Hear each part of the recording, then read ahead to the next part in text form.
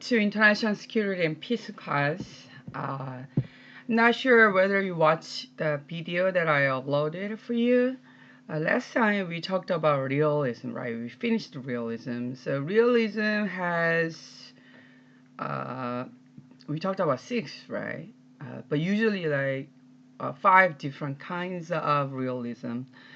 And last time we covered most of them, and then we actually get the main idea. We didn't read each realism's article, but this time liberalism. We will talk about liberalism. Liberalism also matters a lot in international international politics. Liberalism, but it's rather simpler than realism in terms of like the types of different kinds of liberalism. But when we talk about liberalism, when we study international relations, we used to study security like this class, and then we can also study international economy. Um, well, I'm not sure whether we have that or not, but we have an international economy class. The international economy class is actually belong to the liberalism. So these days, international political economy is more popular than security study kind of things because these days trade matters more than like just a war, right? So we are observing the war between Russia and Ukraine, but except for that, most of countries are heavily depend on or most of countries are interdependent in terms of trade. So that's why uh, liberalists are more popular, and we have more liberalists than like security studies guys. At least in the U.S. But I don't know these days things change or not. But let's talk about liberalism. While you are reading the liberalism, you might catch the difference between the realism and the liberalism. The main or common ideas that liberalism shares with. But how liberalism starts, it's also from human nature. They believe that individuals behave according to duty and moral, but and like at first the when this book actually starts traditional liberalism with Kant, right? But we can go back to Kant. I mean, before Kant, we had Locke, and Locke talk about like the nature of states. And nature of states perfect because God created, and then like, but why we have a and then like we I don't want to talk about Locke because Locke is too early, but Locke started to observe human nature. The Locke is saying like human nature is good and altruistic, and because of this human nature, cooperation is always possible. So international relations, I mean, isn't it really fun to watch or fun to listen to two different and very opposite point of view toward human beings? And because the perspective on this human behave or human nature is totally different, their argument should be different. So for a realist, cooperation is impossible in international politics, but we can prevent war from from these anarchic conditions. But liberalist is different because they think that cooperation is always possible, and the cooperation is easy to achieve. That's the main difference between the realists and liberalists. Uh, but they it starts with Kant. So Kant, I mean, 아이고, where is it? Oh, hold on.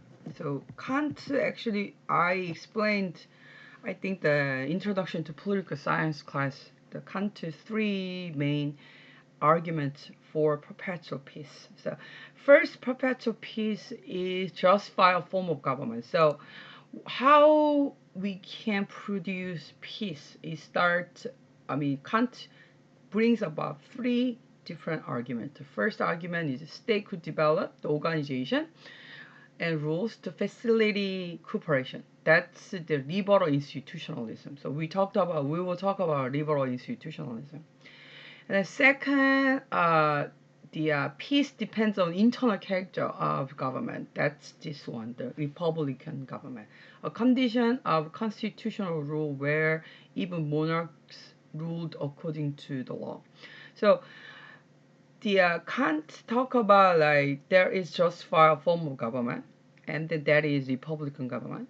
So what is the difference between democratic government and republican government? So democratic government can be republican government. Democratic government should be republican government, because if the government government followed quite well based on the law, we call this republican. So when we talk about republican government, that means government is managed based on the rule of the law. So that means we have a law. Every country has a law. So if we follow or quite well the law, then we call this government is republican government. So even monarchy, in monarchy is kingship, right? So king is a leader, and the leader never been changed based on this monarchy situation. But even though the country is a monarchy, if monarchy ruled based on the law, we call this republican government. And the republican government should be peaceful because it's based on the law. And then the war itself is actually to break the law. So it's out of law. So it's for Kant, if your country is ruled based on the law, then it's not easy to wage a war. It's because the waging a war itself is the behavior of breaking the law. So that's why for Kant, the most important form of government is republican government. The republican states is itself is peace producers, so they are inclined to peaceful behavior than other sorts of states. So, like for instance, authoritarianism or dictatorship. So usually, like dictators has more power than laws. So law is often ignored, right, in a dictatorship country. So dictatorship country is not peace producers country, right? That's republican state. And if you look at the characteristic of republican state, a citizenry which had to be consulted before going to war would be unlikely to endorse war easily. So that's a republican kind of characteristic. A state built a law was less likely to endorse lawless behavior in international relations. So that's why it says that republican government is more peaceful than other types of regime type. And then later on, based on this republican uh, peace producer argument, later on the scholars Doyle or like democrat peace theorists, they developed the idea that democracies do not fight each other argument theory. So that's democratic peace theory. So based on the Kant, the one huge theory was produced, that is democratic peace theorists. And then these democratic peace theorists are liberalists. And the commercial liberalism. So Kant is also talking about trade promote peace. That's commercial liberalism. That's from actually Kant as well. So intensive created by opportunity for transborder economic transactions.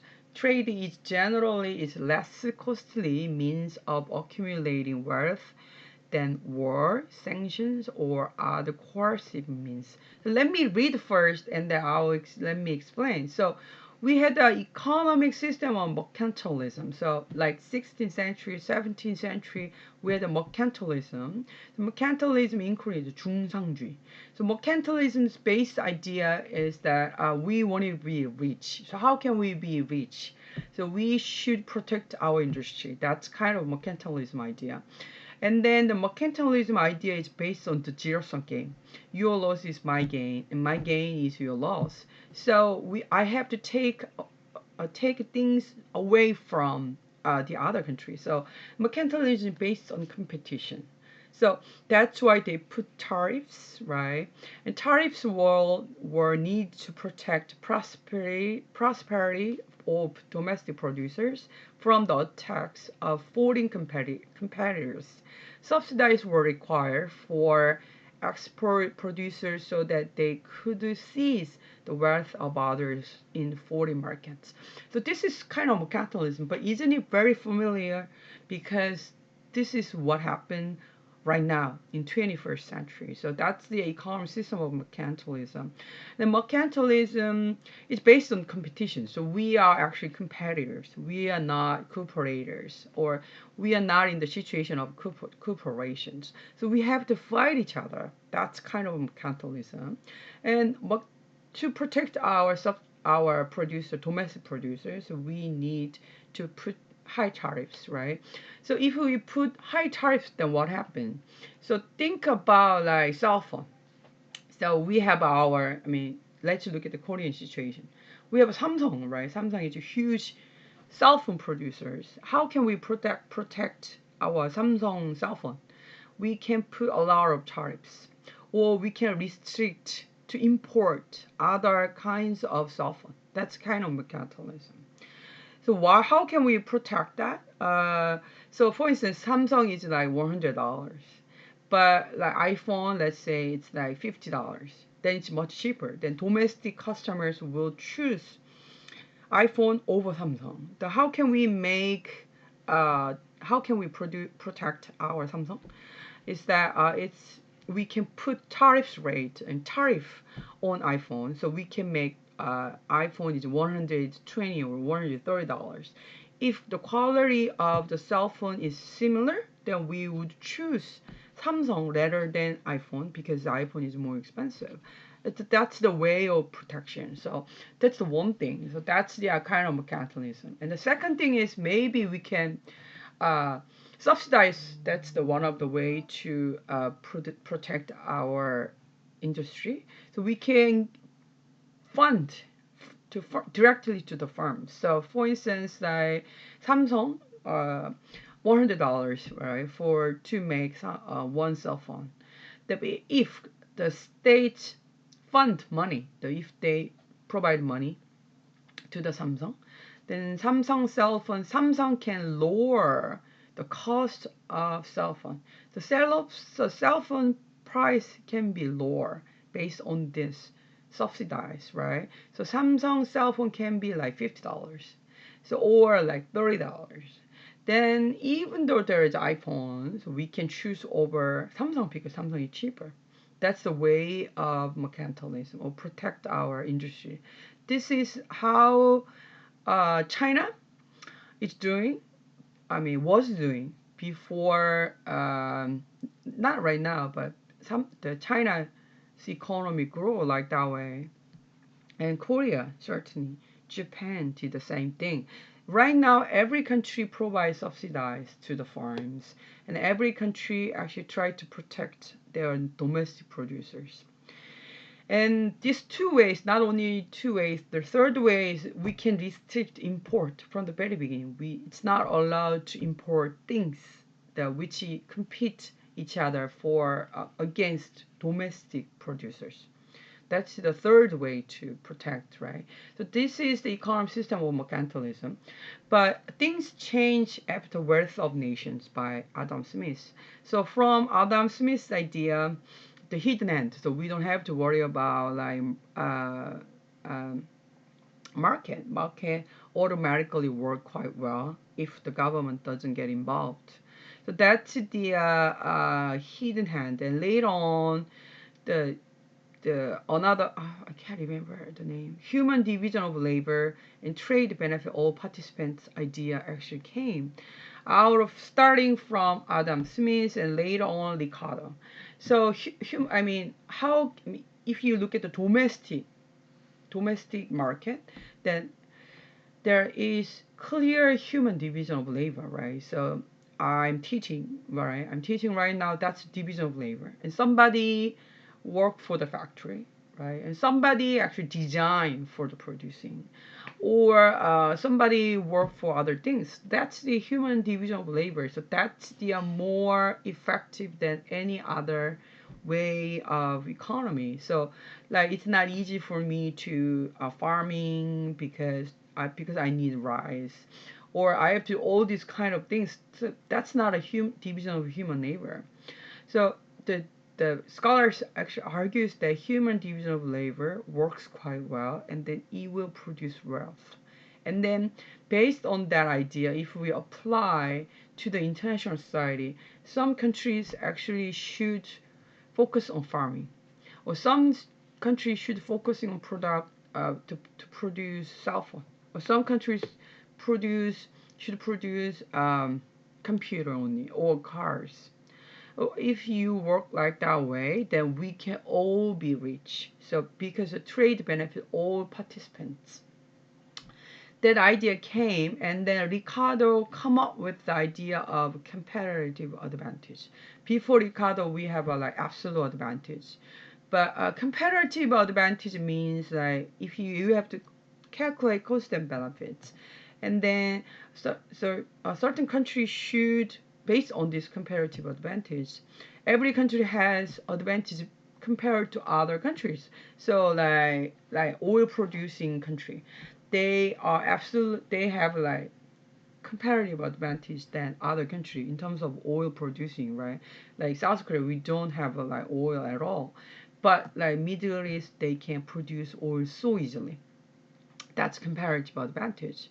And South Korea's comparative advantage might be like cell phone right now, or computer industry, car industry. But these days, like China produce electronic cars better than South Korea. So China's comparative advantage is electronic cars. That's kind of comparative advantage. So every country they produce what they can do better, and then they start to sell each other, and that comparative advantage benefits all participants. The trade among states, like trade among individuals, mutually beneficial. And then based on this idea, commercial liberalism came out of it.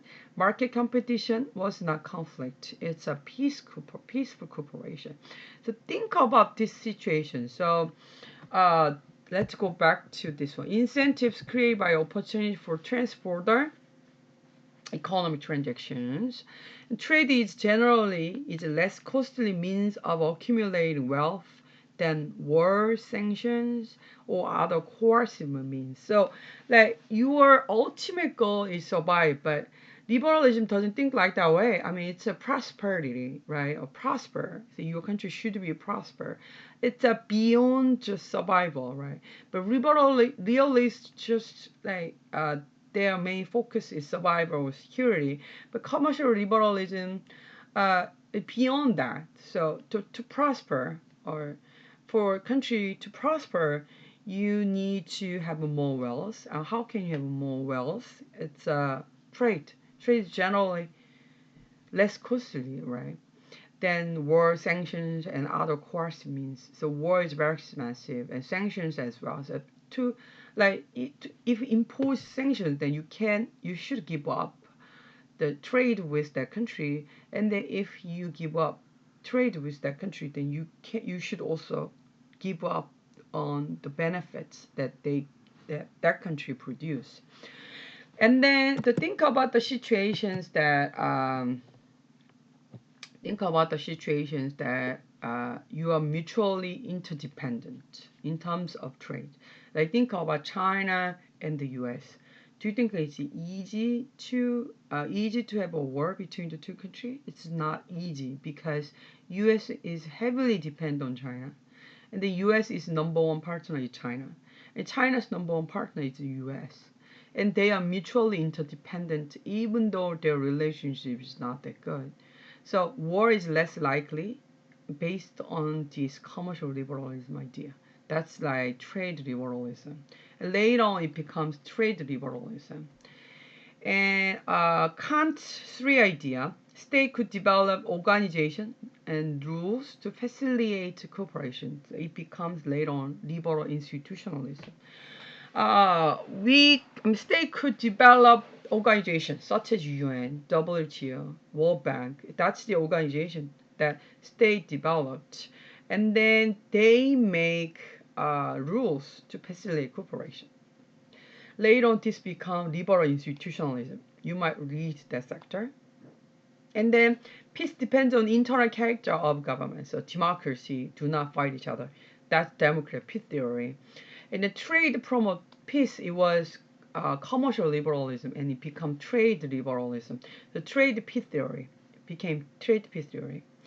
But I wanted to emphasize here is liberal institutionalism. So we call this neoliberalism.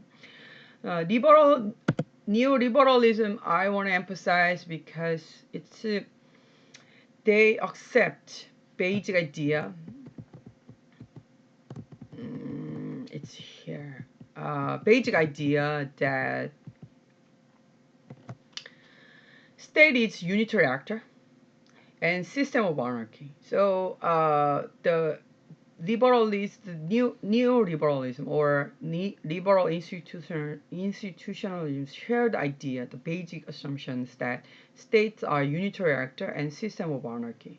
In the anarchical situation,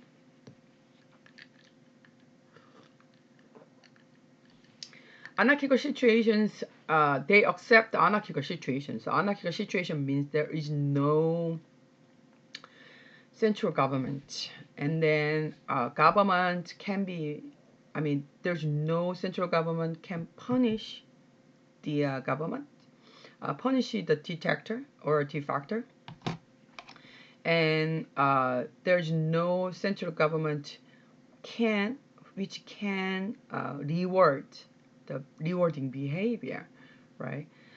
But internal organization can solve the problem, even though in anarchical situations, by making the organization. So this is, I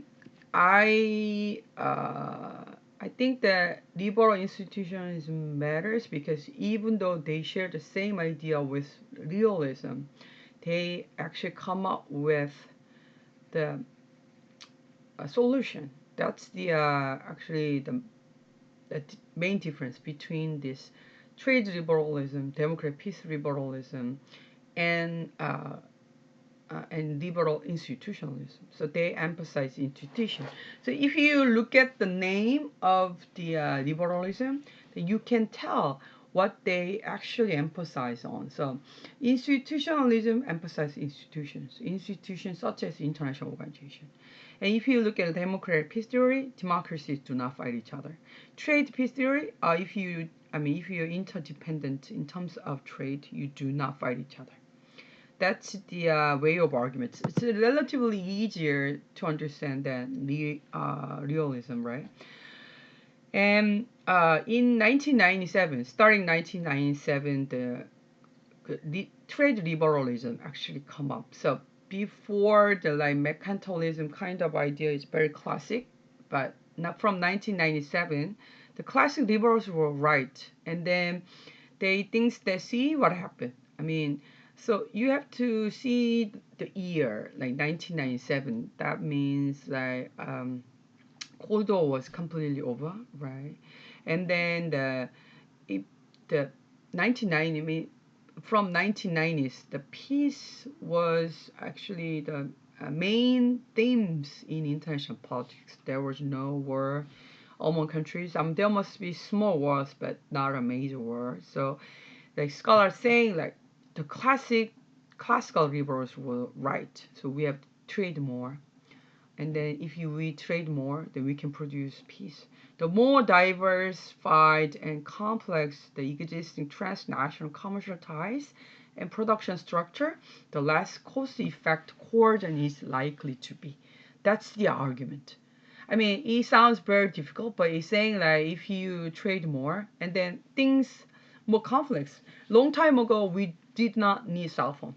We did not need computer. We did not need like any laptops. But we produce so many things these days, so many productions, but we can't. I mean, it's impossible for one country to produce all.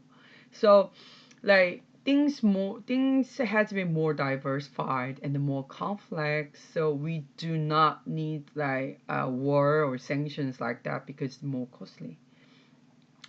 By extension, the less diverse production structure of a country is more it is characterized by monopolized, the more fragile will be inclination to peace. If it is not a complex like that, then one country can be monopolized, right? Monopolized. But in international society these days, uh, things are more diversified and more complex, so it's not easy, right, to monopolize. So that's why, I mean, there will be more peace because we have to more depend on other countries.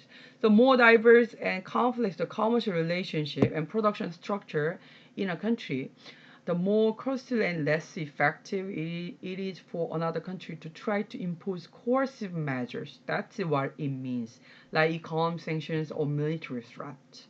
We don't need to put like any coercive measures because we are already dependent on heavily. So there is less likely to have a war. So it's better to have this commercial relations for the peace. And this is because the country's economy is intricately tied to multiple nations and operates in various industries, making hard to hit the economy with just one action. That's the core argument for trade liberalism. So it's not easy to impose sanctions or using military threats because it's very complex. So we are tied to each other, not just a one nation, multiple nations. But if the country has like one big or one huge partner, economic partner, then that country is more likely to have a war compared to a country with multiple nations, right? And what is policy prescriptions? That what policy should do? Like mercantilism, three things, right? So we can put tariffs, we can put we can provide subsidies, right? Or we can restrict import. That's the policy prescriptions for mercantilism. But how should we do uh, for liberalist? First, limiting the power of government to impose trade restraints. In the era of trade liberalism, South Korea is very weak position because we have a lot of power. Government has a lot of power, but government shouldn't get involved in the market. The government shouldn't put any trade restraint, right? And foreign exchange were to be open. I mean, there must be no devalued currency, overvalued currency kind of things. And tariffs were to be reduced to minimum, and quotas and other quantitative restriction positively forbidden. So it's exactly vice versa of the what uh, the mercantilism, right? You shouldn't put any tariffs. The government shouldn't get involved. That means government shouldn't provide any subsidize or fund. And quantitative restriction should be forbidden. That means in terms of like the third way is you should restrict import, right? So you shouldn't do that. That's what policy prescriptions for commercial liberalism or trade liberalism. Let's talk about democratic peace theory. Democratic peace theory is quite interesting because I mean there are a lot of things that I want you the, I want you to criticize. But let's talk about what's the main idea. The liberal states do not fight wars against other liberal states because of their liberalism. That's the main idea of democratic peace theory. But important thing is that liberal states do not fight each other or do not wage a war against other liberal states. But if the other side is not liberal state, then it is more likely to have a war.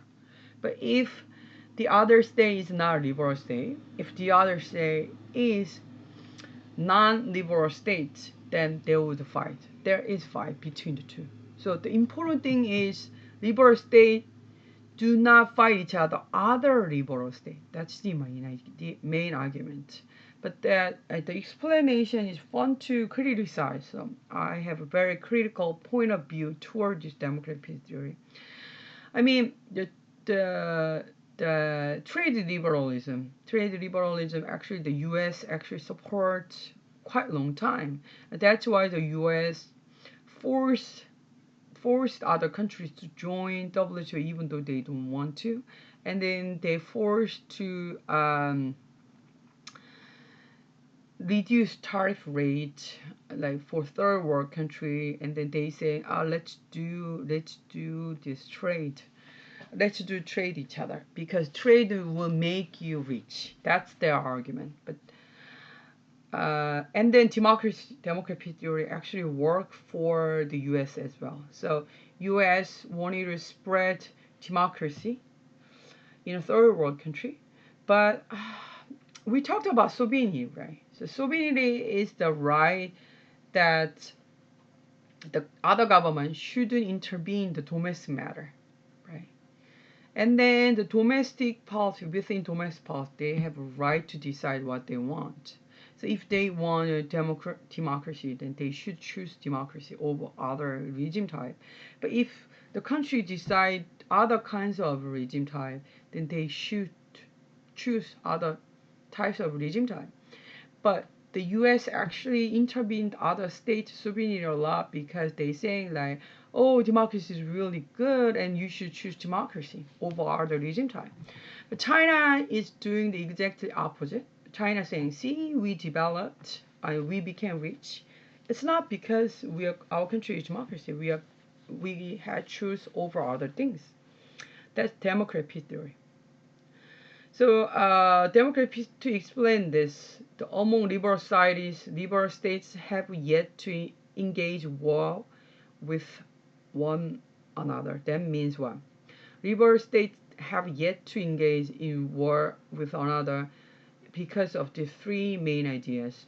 The first one is the Republican constitutions. What is Republican? The country is ruled based on or according to the law. Division of powers in democratic states, which produce checks and balance and electoral cycle, which makes liberal leadership cautious and prone to avoid risk. That's the characteristic of democracy, right? So think about this: why this produce peace? Division of power. So let's just say division of power. Because of division of powers, we have checks and balance, right? And then the electoral cycle. Why this all work for a retarded or the less likely to have a war? The first division of power. And if you have division of power, then there is checks and balance. So let's say I'm a leader of a certain country, and our country is democracy. Then I want to wage a war against a certain country. So let's say I want to wage a war against the country B. Then there's a checks and balance. Checks and balance means somebody will oppose my idea, right? So somebody will say, why do you want to wage a war against B? And then if you wage a war against B, it's nothing. I mean, that behavior will not benefit our country. So there must be discussions, and there must be checks and balance based on my behavior. So even though I want or leaders want to wage a war against a certain country, there is always opposition. That's the checks and balance. An electoral cycle. So, what is the most important thing for a politician? That is a re-election. They all worry about re-election. So maybe not a president, but if he's not a president, then most politicians can do again, right? So they always don't think about re-election. But people what doesn't want to have a war, let's say, then the country will not wage a war because the politicians they know if there is a war then it's not likely to have uh, re-elected. So that's why, because of this electoral cycle, they care about what other people think, right? That's the electoral cycle. That's the uniqueness that democracy has. So because of this electoral cycle and because of this re-election, the the statesmen will worry about, concerned what people think. So the war is not easy to wage against a certain country. And the second thing is liberal culture argument. Liberal states tend to trust other liberal states and to expect to resolve conflict through discussions and compromise. But they do distrust non-liberal states. So liberal culture, I mean, there must be commonality among liberal states, right? So our country is like this, and I expect other countries would be the same. That means what? Our country is very peaceful. So, and then we know there are other resolutions and there are other solutions to solve this conflict. No, war cannot be the options in that situation. And I can expect exactly the same things from other countries. It's like we know, I mean, we cannot be sure 100%, but we sure if there is a conflict between Korea and the US, a war cannot be the options, right? Why is that? Because we know that war is horrible things, and the US, the people, citizens in the US would think the same way. And then we can expect the same result from the US. But China is a different country, right? I mean, China is not a democracy. And then China, we think that the China use violence against their domestic people. That means what? We can think that China might use violence against our country to solve the problem because it's easier. And if that's what leaders want, then they can do whatever they want.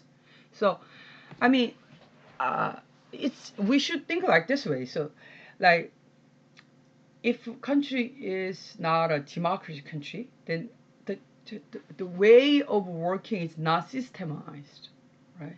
So we cannot easily expect a certain behaviors from non-democracies because it depends on one leader usually.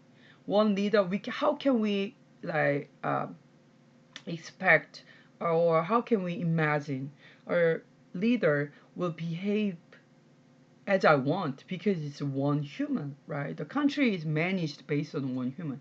It's not easy to expand or expect or imagine or um, from one human being or human behavior.